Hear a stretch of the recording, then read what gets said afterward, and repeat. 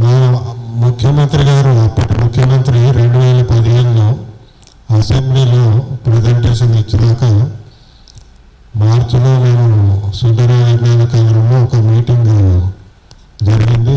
హనుమంతరావు గారు, స్వర్గీయ హనుమంతరావు గారు ఉన్నారు ఇప్పుడు.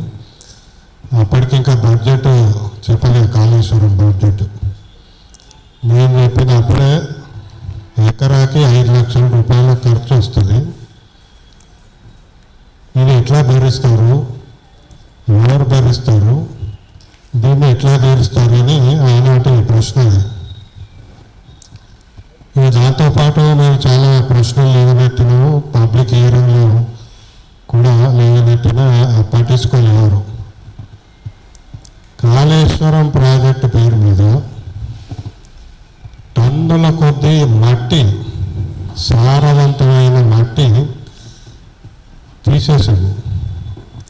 పెద్ద పెద్ద కాలువలు కట్టిండు, మొత్తం మట్టి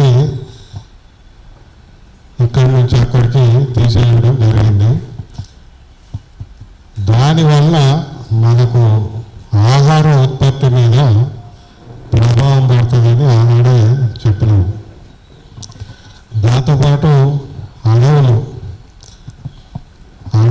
ఆ ప్రాంతంలో ఆదిలాబాద్, మంచిర్యాల జిల్లాలన్నీ కూడా, మల్లీపూరు, అవన్నీ అడవులు కూడా ఈ 10 ఏళ్ళలో ఇక ప్రాజెక్టు కట్టే సమయంలో చాలా మటుకు తగ్గిపోయింది.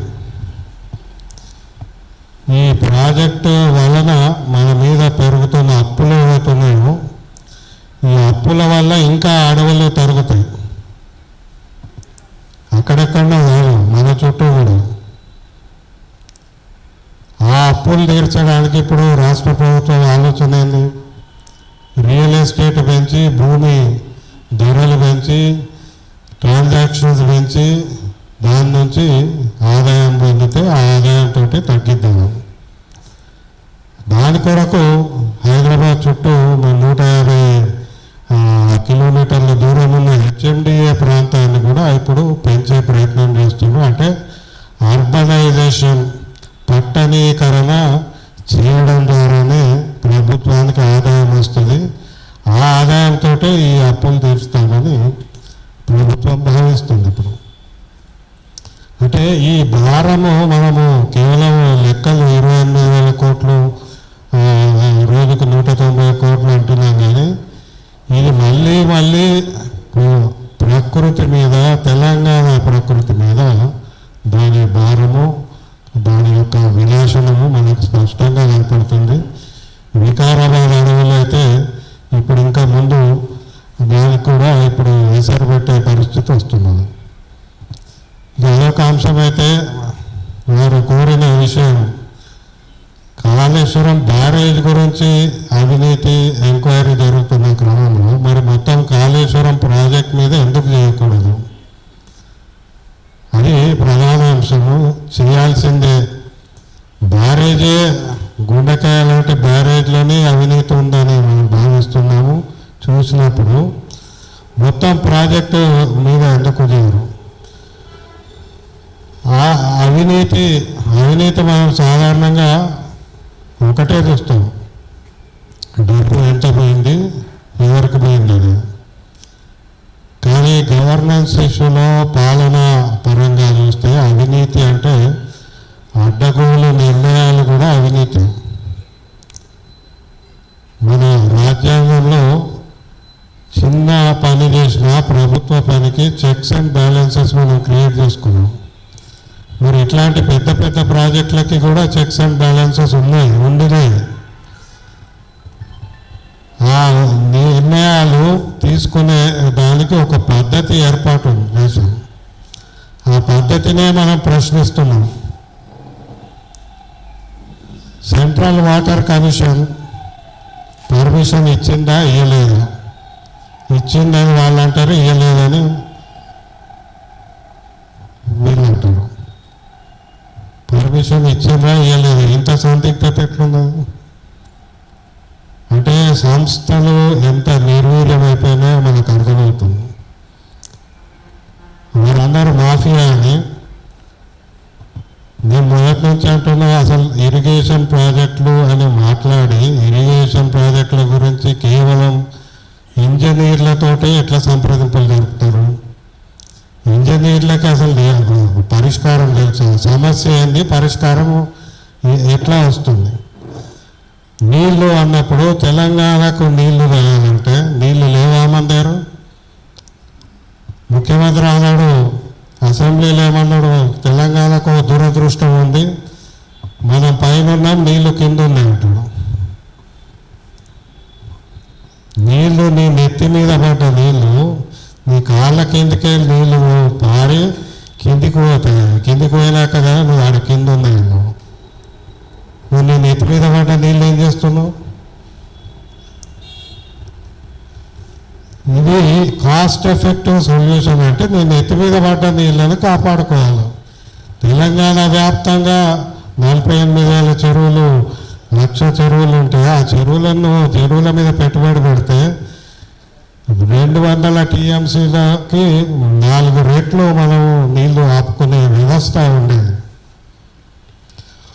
భూసారం పెంచితే సాయిల్ మాయిశ్చర్ అంటే భూమిలో నేలలో నీటిని ఇముడ్చుకునే శక్తి ఎంత ఉంటుందంటే ఎకరాకి దాదాపు 45,000 లీటర్లు అదే ఆపుకుంటుంది. మీరు ఇంత పెద్ద తెలంగాణలో ఎన్ని TMCలు ఆ మట్టి ఆపగలుగుతుండే? ఆ మట్టినేమో మనము ఇసుక చేసి పారబెట్టేసి వదిలిపెడితే ఆఖరికి నీళ్లు పట్టుకుంటున్నట్టు. చెరువులు ధ్వంసం చేసి, మట్టిని ధ్వంసం చేసి, సాయిల్ ఎరోజన్, చెట్లు, అడవులు ఇవన్నీ ధ్వంసం చేసినాక నీళ్లు వర్షం పడ్డ అర్ధగంటకి ఇక్కడ కరువు వస్తే, నీటి కరువు వస్తే కిందికి పోయినాక మేము పట్టుకుంటాము, కింది నుంచి మళ్ళీ ఎత్తిపోతలు తెస్తున్నాం అంటారు. ఈ ప్రిన్సిపల్ని మనం ఎందుకు ప్రశ్నిస్తలేము? ఈ సూత్రము ప్రశ్నించినంతకాలం ఏ ప్రభుత్వం వచ్చినా అవినీతి ఉంటుంది, అది జరుగుతుంది. ఈ రెండోది, కాళేశ్వరంలో అడ్డగోలు నిర్ణయాలు ఇందాక అన్నాం. అసలు నిర్ణయాలు తీసుకునే కేసీఆర్ అన్నాడు అసలు ఎక్కడ పద్ధతే లేదు, ముందస్తు అనుమతి అనేది. రాజశేఖర రెడ్డి చేసిండు, ఇంకా ఆయన చేసిండు, ఈయన చేసిండు, ముందు ప్రాజెక్ట్ కట్టు తర్వాత అనుమతి తీసుకో అంటాం. ఆయన అసెంబ్లీలోనే చెప్పిండు అది మాట. ఇది అంటే ఈ అడ్డగోలు నిర్ణయం అంటే ఇది అనుమతులు ఎందుకు పెట్టారు? అసలు ఈ నిర్ణయము సహేతుకంగా ప్రజలకు ఉపయోగపడే విధంగా ఉండడానికి ఆ పద్ధతి పెడితే ఆ పద్ధతి అంతా కట్ షాట్ చేసి తీసేసి అడ్డగోలుగా నేను ఈడగడతా ఆడగడతా ఈడైతే నీళ్ళు వస్తాయని ఆయన్ని నిర్ణయించి ఈ నిర్ణయాక వ్యవస్థ మారలేదు కదా. ఈ నిర్ణయాక వ్యవస్థలో ఉన్న డొల్లతనం పోలేదు కదా. మరి వీటిని మనం ఎట్లా ఎదుర్కొంటామనేది కూడా మనం ఆలోచన లేదు. సెంట్రల్ వాటర్ కమిషన్ లెక్కలు ఎప్పుడేం చెప్తారు?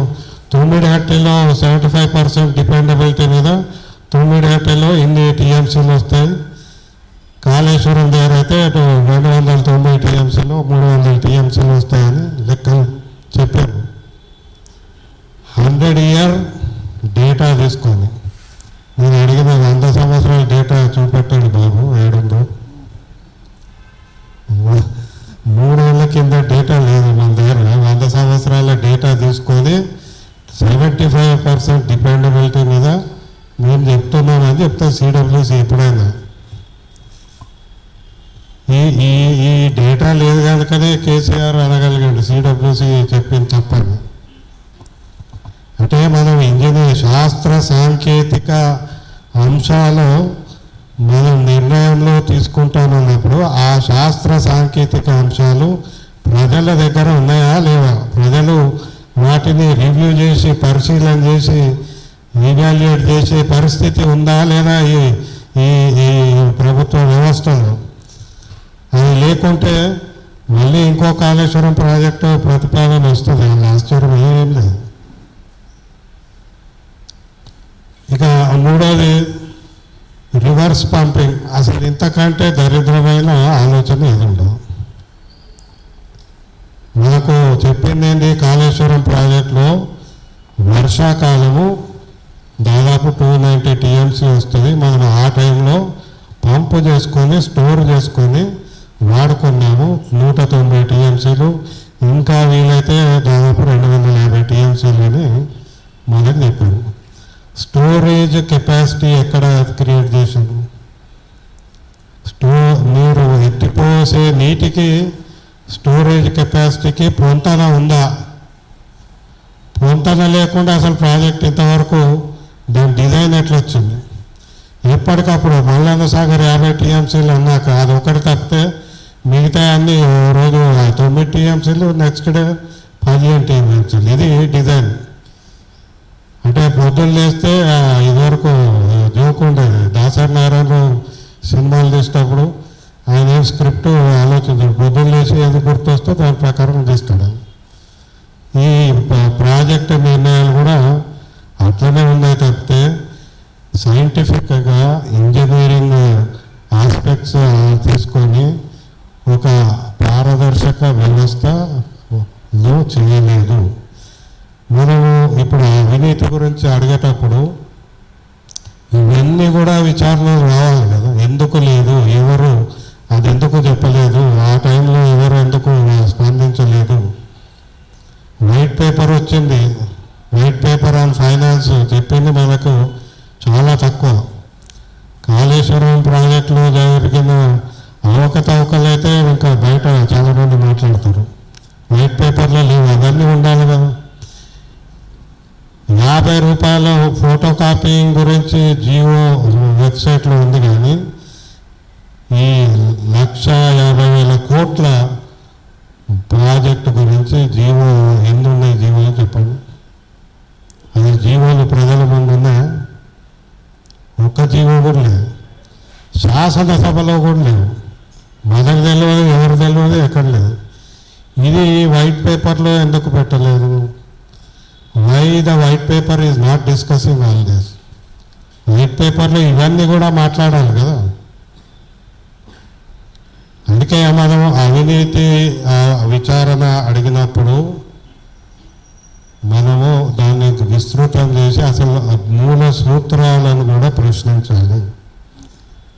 ఆ మూల సూత్రాలు ప్రశ్నించి దాని మీద డిబేట్ జరిగి దాని మీద మనకు ఇంత భారం మోపిన వ్యక్తుల మీద, సంస్థలకు శిక్ష లేకుంటే మళ్ళీ మళ్ళీ పునరావృతం అవుతుంది.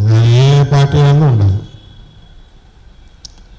ఇంకా పాలమూరు రంగారెడ్డి ఇప్పుడు మొదలవుతున్నది మళ్ళీ. అది అక్కడ పక్కనైంది, ఇది ఇక్కడ ఒకటి. కాళేశ్వరం ప్రాజెక్ట్ ఇప్పుడు 9 హెక్టర్లే 9,000 కోట్లు ఖర్చు పెట్టారు. కాళేశ్వరం అది పక్కన పెట్టి మళ్ళీ ఇది మొదలు. మరి 9,000 కోట్ల పెట్టుబడి ఏం చేస్తారు? ఏం లేదు. ఇప్పుడు ఈ 1,50,000 కోట్ల పెట్టుబడి ఏమవుతుంది? పెట్టుబడి సంగతి పక్కన పెడితే ప్రకృతిని పూర్తిగా నాశనం చేసిన పరిస్థితి ఉంది.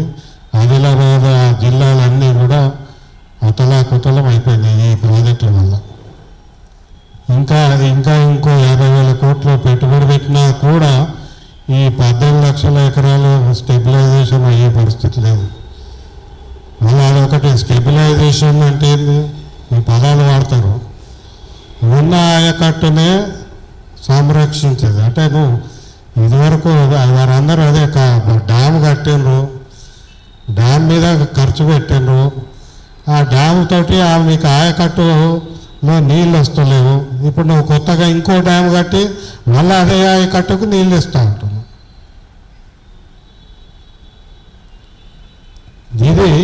దీన్ని మనం విచారణ అంశంగా తీసుకురావాల్సిన అవసరం ఉంది. ఇట్లాంటివన్నీ కూడా తీసుకురావాలి. ఇంకోటి ఏంటంటే తెలంగాణ కానీ ఇదివరకు ఆంధ్రప్రదేశ్, లాస్ట్ మాట, మన రాజకీయాలు ఉమ్మడి ఆంధ్రప్రదేశ్ ఉన్నప్పుడు, ఇప్పుడు తెలంగాణ ఉన్నప్పుడు రాజకీయాలకు ఫ్యూయల్ ఎక్కడి నుంచి వస్తుంది, వాటికి ఇంధనం ఎక్కడి నుంచి వస్తుందంటే ఇట్లాంటి ప్రాజెక్టుల వల్ల. వారు మాఫియా అన్నారు, నేను ఆ మాట అనకుండా చెప్తున్నా. రాజకీయాలలో ఇంత పెద్ద ఎత్తున ఎంపీలు కానీ ఎమ్మెల్యేలు కానీ నిల్చొని వాళ్ళే గెలిచే గుర్రంకే ఇస్తాం, గెలిచే గుర్రం అంటే డబ్బు ఉన్న గుర్రంకే టికెట్ ఇవ్వడం. అంటే ఇది ఎట్లా వచ్చిందంటే ఇట్లాంటి ప్రాజెక్టుల వల్ల ఈ ప్రాజెక్టులు they are fuelling the politics of Telangana and Andhra Pradesh. మొదట్లో పీపీఎల్ ఉండేవి, ఎలక్ట్రిసిటీ పీపీఎల్ 2000 చంద్రబాబు నాయుడు టైంలో పవర్ పర్చేజ్ అగ్రిమెంట్లు అవి దాటి ఇరిగేషన్లోకి వచ్చినాం మనం ఈ ఇరిగేషన్ ప్రాజెక్టుల ద్వారా జరిగే అవినీతిని కంట్రోల్ చేయకుంటే పాలిటిక్స్ని కూడా మనం నిర్దేశించే పరిస్థితి ఉండదు. అంటే రాజకీయాలు దీని మీద ఆధారపడి ఉంది. మనం రాజకీయాలను మార్చాలంటే నేను ఒక బ్యాక్వర్డ్ కాస్ట్ బీసీ సంఘం మీటింగ్లో కూడా చెప్పిన, మీరు అవన్నీ మాట్లాడుతున్నారు సరే, మీరు రాజకీయాలు మార్చాలంటే వీటి గురించి మాట్లాడకుండా మీరు మార్చలేరు.